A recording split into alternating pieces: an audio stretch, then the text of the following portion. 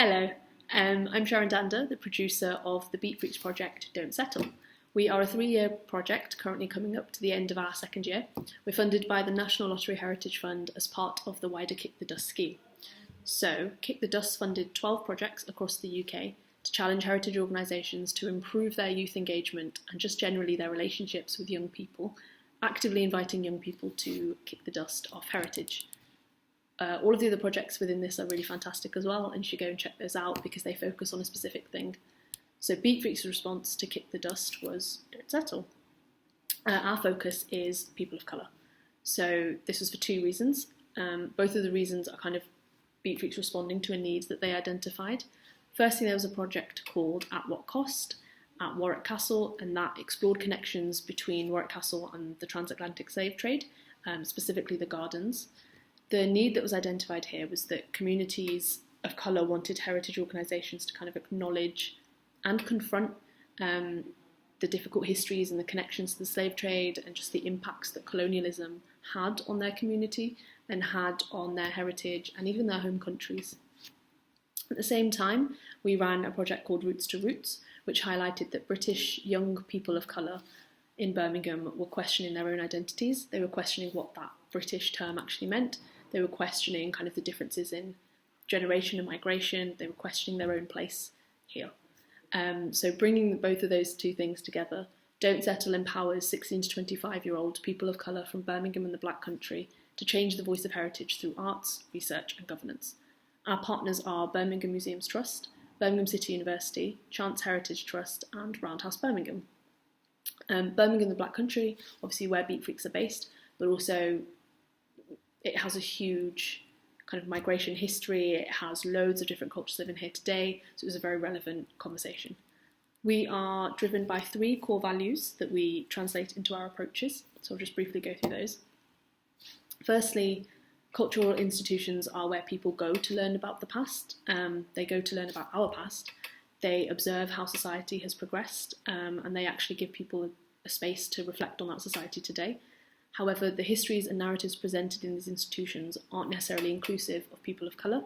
They tell a very narrow, single, predominantly white and usually quite celebratory story, especially of colonialism. This is really clear in Birmingham as well, and it reached a point where I think a young person said that you can stand in a museum and you can look at the things, but when you look out the window, it isn't matching up. We believe that inclusivity should actually be applied as an attitude and an approach at all levels of organisations, as opposed to just a policy, so that the work becomes more sustainable. Secondly, we centre young people of colour, both as audience, but also the ones making the decisions as well. So their involvement in all decision making and platforms to share their stories is what we advocate for. However, it goes beyond just having them involved, and that's why we actually use the phrasing "we centre them." It's about really giving autonomy to that young person of colour, as opposed to just saying that we're working with them on a project. And then thirdly, that brings me in quite nicely, in order to truly give autonomy and achieve change together, we believe that co-design and co-production as processes and methods are needed. So we ensure that we co-design and co-produce at as many levels as possible. That can include between us and the partners, that can include between the partners and the young people, between all of us, and as much as possible with the communities that we want to engage, with the young people that we want to engage, and kind of mass levels of co-production, or very, very specific ones with a purpose in that room. How are we putting all of this into practice though? So the specific example that I'm going to go a bit in depth is Soho House. We worked a lot with them last year. Soho House is a heritage house located in Handsworth. It is one of Birmingham Museums Trust's heritage sites, and it used to be the home of one of Birmingham's sort of key figures and industrialists, Matthew Bolton. He was a manufacturer and an engineer, and he's most known for his work with James Watt and inventing the steam engine. Sorry, there's no smooth way to take a sip of water and pause for that. So we decided that we wanted to have quite a hyper-local focus on Soho House as one of the house's aims for the next few years was to grow its relationship with its local community, and it wanted to actually encourage more local visitation. So from research that BMT conducted, they found that a lot of the local community hadn't actually visited the house, even though it was basically right on their doorstep. And they didn't even, most of them actually didn't even know of its existence. Handsworth is in the top 10 of the most deprived areas in Birmingham. Its population is made up of 88% minority ethnicities, which was obviously the phrasing used in the census, and it has a large black community, large Indian community, and quite a large Pakistani community as well. Knowing this was really key, so just knowing about Handsworth and knowing about who we're talking to was really key, but I'll come back on that point a bit later. So what do we do there? The way our project is structured is that we kind of have 4 different strands of, say, interrogation into the sector. So we have the governance side of things, which is really challenging the power structures and challenging the decision-making in the sector. And what our young people do is that they sort of co-design new youth engagement structures with Soho House. Again, I'll talk about that, I just wanted to briefly mention it. The curator side of things is looking at more audience-facing relationships, so what narratives are you actually putting out there? What stories are you actually telling? Who are they reaching and who are they relevant for? And actually getting young people of colour to be the ones to change or add to those narratives. So we did some of that work there as well. We had Lunar Campfire events, which are open discussion events that allow young people to kind of talk about all of the things mentioned in the project, so talking about their experiences, talking about being a person of colour, talking about colonialism, talking about heritage's role in that, talking about their understanding of heritage. So the idea is to kind of widen perspectives and just learn from each other, and we really centred the idea that you have experience, therefore you have expertise. So we also did some of those at Soho House, and then obviously research is kind of something that underpins and ties all of that together. So for the curator programme, we created opportunities for our young people to interrogate the narratives presented in cultural institutions and to be the ones to design, create, implement wider and more inclusive narratives. We were really lucky to have gotten the chance for one of our groups to actually take on the whole reinterpretation project for Soho House, and one of the other groups worked on an all-day event that was part of a wider Birmingham City Festival. We co-designed the briefs of both of those projects with BMT. This was really, really important in terms of BMT representing what would be plausible, them identifying what the challenges would be or what challenges they do have in their organisation, obviously matching up timelines and logistics, but then also us really advocating for the kind of change that we wanted to aim for with the project, but also on behalf of young people. Once the curators were in place, however, they continued those conversations just directly with the partners, with our support, but essentially they began to co-design the project with the partner instead of us. So I'll talk about the festival piece first. It was called the Audacity of Bolton, and I'll mention it first because it kind of informed the other project. So the brief for this was to create a piece that communicated an alternative narrative at Soho House, and it would have a contemporary relevance in discourse today, but obviously find a creative way of doing that to be part of a creative festival. It's very broad. The young people themselves were a bit wide-eyed when they first started that, but it actually left them open to sort of develop critical thinking in themes, start connecting things together because it's quite open, and actually at the same time just research Soho House quite openly and be open to what routes they could go down. Through research and loads of visits and kind of analysis and talking to the staff, they found that they were taken by the actual physical material that was in the house. So naturally, a heritage house owned by quite a rich industrialist, it was full of quite a lot of exquisite objects. What really stood out for them was mahogany, the way the kind of story of sugar and tea was presented in the house as well. They were really inquisitive about the journey of these things from pure raw material all the way through to when they become an object in this house. In particular, they made a lot of connections to the slave trade, and they really wanted to highlight this narrative because the house predominantly presented Bolton as an industrialist that should be celebrated for his achievements and talked about for his role as an abolitionist. They questioned what being an abolitionist actually meant if he was still then benefiting from the material that came from a system that he was supposedly opposing. The house was only accessible by tour, so they chose to create a period performance piece in the house that acts as a tour. They ran 7 throughout the day, I think, and they were led by an actor playing Matthew Bolton. So Bolton takes you around the house. He's trying to convince you as an audience member to sign a contract that you would invest in his steam engine. So he's quite positive, he's quite celebratory, and that was deliberately reflective of the narrative that is actually told in Soho House. As you go around the house, though, there are other actors playing maids and servants, and also some additional sound pieces that kind of talk over Bolton. And he kind of freezes in the room, and then you hear kind of the implication of what that particular journey of the object had, or where it came from, or the implication of his steam engine, all of that. So at the end, you're actually asked, with a fuller story, if you would still put your name on a list, or if you would still invest for this steam engine. The actors themselves are all local young people. They put a call out for it, and they found that familiar faces really proved well in bringing in a local audiences, so they already started to form some connections between the community and Soho House. At the same time, in the outside area, the group put up, otherwise known as a garden, the group put up stalls and activities that were aimed to create contemporary discourse, but also appeal to local family groups. So they highlighted the increased social awareness and debate of ethics when it comes to our materials today, and the kind of the recent, well, not recent, but recent meaning sort of the last decade's consciousness on material, especially in relation to ethical makeup, recycling and fashion. On a washing line, they had clothing with facts and figures kind of highlighting some of the key ethical issues in the fashion industry. They created that themselves. They particularly related it to the countries that were relevant in terms of like where migration patterns had come from in Handsworth. They also hired an artist to run a physical activity that converted Tetra Paks, which aren't recyclable, to actually use beautiful purses and wallets. This was really, really popular amongst family groups. So they were trying to cater for actually learning what kind of social and leisure time people in Handsworth actually enjoyed spending. They also hired a local black artist to create homemade beauty face scrubs, and it kind of came with a recipe as well. So our curator group was made up quite a mix of ethnicities, and they talked about the fact that normally when they go places, white skin is often dominated in terms of white skin is often what's considered, so things are catered for that skin type, and it's often irrelevant for their own skin types. So what was really nice that visitors to this event stated that it was really refreshing to see the use of kind of ingredients that they recognised, or that, you know, they'd say like, oh, my mom always tried to get me to use this. And it was really good for the community to see that Soho House was recognising how, you know, something as small as how different cultures treat their skin.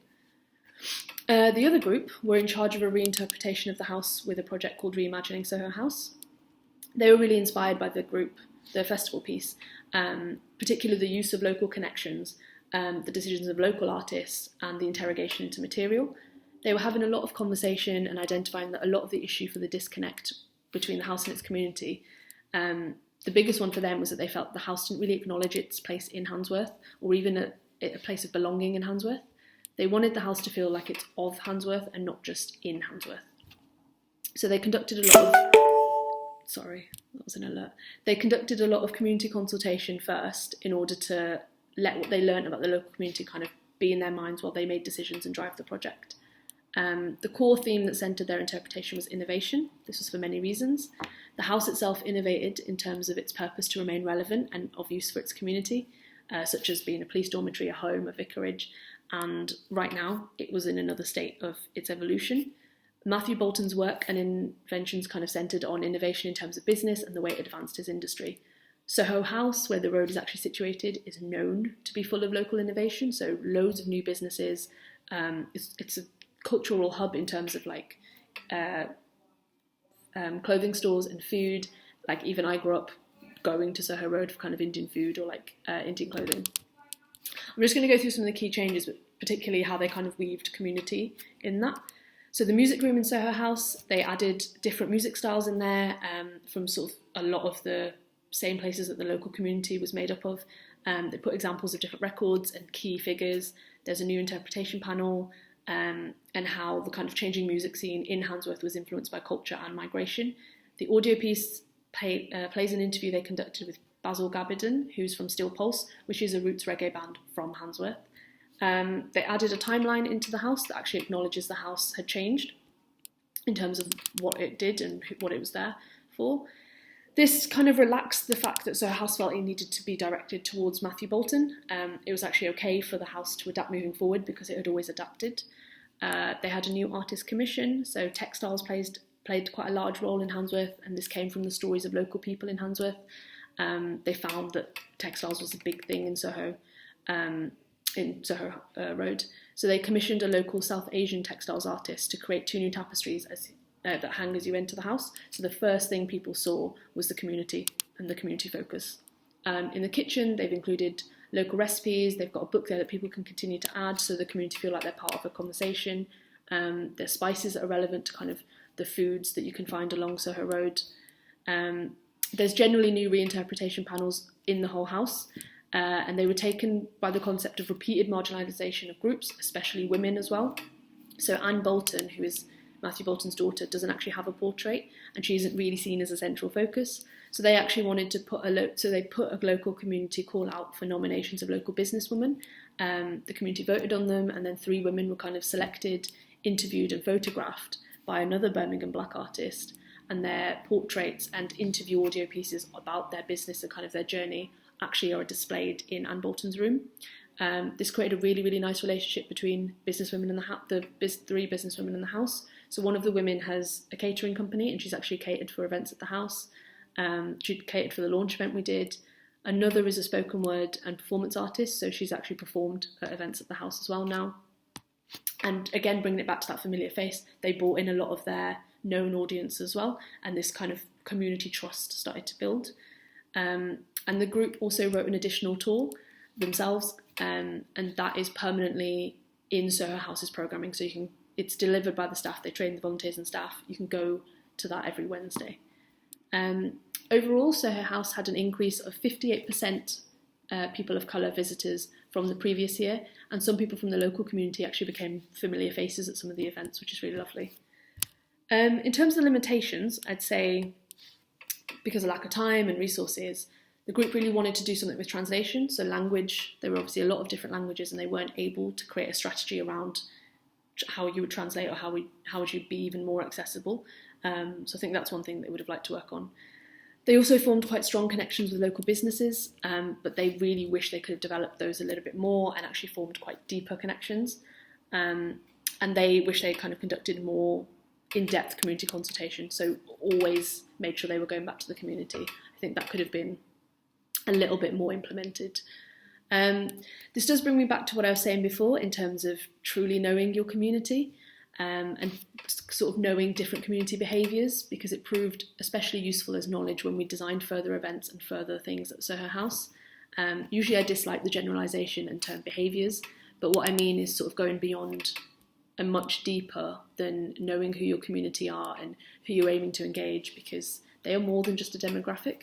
So it's actually knowing things that you wouldn't normally assume. So, what people like to do, what is different in different cultures, what are other people's kind of normal, what references do different people know and respond to and get, what languages do people speak, and therefore catering for that, what issues are important to the community that you're trying to engage, and so on. Knowing and actually understanding that means you can design an account for it. When growing a new garden, you need to kind of get to know as much as possible to create the best environment for that plant that you're nurturing. People will also know if they weren't considered when you were deciding on target audience or when you were making decisions. Designing a welcoming environment kind of goes beyond creating a space that is nice and polite. It's actually about showing that the people you want to engage have been considered at every step of the process, and people can often tell. So involving those communities as part of your pre-processes as well.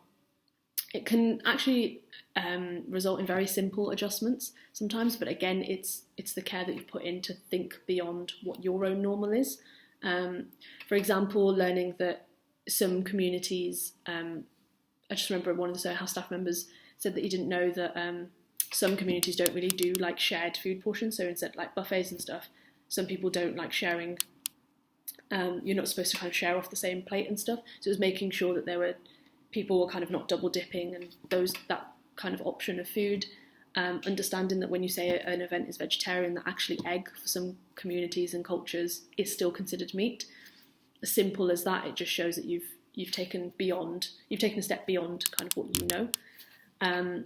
We continue to run some sort of more successful events at Soho House. So the Lunar Campfires, they kind of grew as well, and they ended up being almost intergenerational. Like I said, they start to be familiar faces, but it also showed that the house was really just giving up its space and its building, and it was a safe place and a heritage organisations often have quite safe buildings. It was quite a safe space for people to come and share different perspectives, and obviously Soho House was part of that. So in itself, in that innovation, it was kind of being part of offering a new perspective on what it is allowing and what it isn't. And then other little decisions that kind of were affected were just things like considering the timing of your event, considering other people's religious holidays and cultural holidays, responding directly to the community, actually truly giving space over to the community without feeling like there's a want for a return. So although the staff were learning from these discussions, although they were forming relationships with their community, that space really was just for the community to come and talk. And then naturally, familiar faces and people should tell their friends, people come back during the day, they realise that they can come and meet in the day as a group. So it's really just about building that sort of step by step. I'm going to cap it there because I think I'm hitting 20 minutes, but I know there's some question time at the end, so if there's anything you want me to dig into a little bit deeper, I can do. I just wanted to mention in terms of governance, our young people co-designed kind of a board to sit at Soho House to be made of local young people from Handsworth, making decisions about the direction of Handsworth, more strategic decisions, and ensuring that the community was kind of kept as a key goal, but kind of not a goal because it's not something that's just going to be achieved, but as a key approach all the way through, and kind of protecting that. And obviously these are young people that are just passionate about their area, so it's showing that Handsworth is kind of consulting continuously, but beyond consulting, it's actually bringing young people into its governance as well. If you want to ask me some questions on that, because I've run out of time, just ask at the end. But thank you very much.